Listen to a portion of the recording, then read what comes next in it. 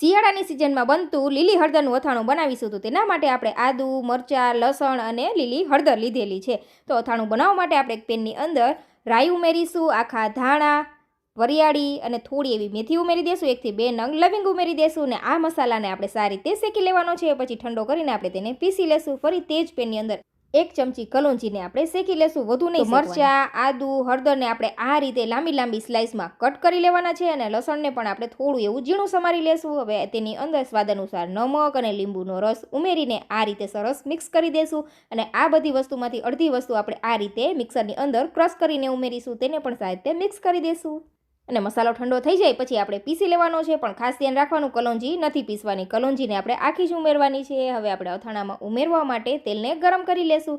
તેલ ગરમ થઈ જાય પછી આપણે તેને ઠંડુ કરી લેશું. પીસેલો મસાલો આપણે અથાણાની અંદર ઉમેરી દઈશું. સારા કલર માટે આપણે કશ્મીરી મરચું ઉમેરીશું, કલોંજી અને 1 ચમચી આપણે મરી પાવડર ઉમેરીશું અને ગરમ કરેલું તેલ હતું તેને આપણે સારી રીતે ઠંડુ કરી દેશું અને પછી આપણે અથાણામાં ઉમેરી દઈશું. સારી રીતે મિક્સ કરી દેશું. તો તૈયાર છે આપણું આખું વર્ષ માટે સ્ટોર કરી શકાય તેવું લીલી હળદરનું અથાણું. ફ્રેન્ડ્સ, આમાં તમારે જો આખું વર્ષ માટે સ્ટોર કરવું છે ને તો તમારે તેની અંદર વિનેગર ઉમેરવાનું છે અને આખું વર્ષ માટે સ્ટોર નથી કરવું તો તમે તેને વિનેગર વગર પણ સર્વ કરી શકો છો. ખૂબ જ સરસ ટેસ્ટી લાગે છે. એરટાઇટ બરણીની અંદર ભરીને તમે ફ્રીજની અંદર આખું વર્ષ માટે સ્ટોર કરી શકો છો.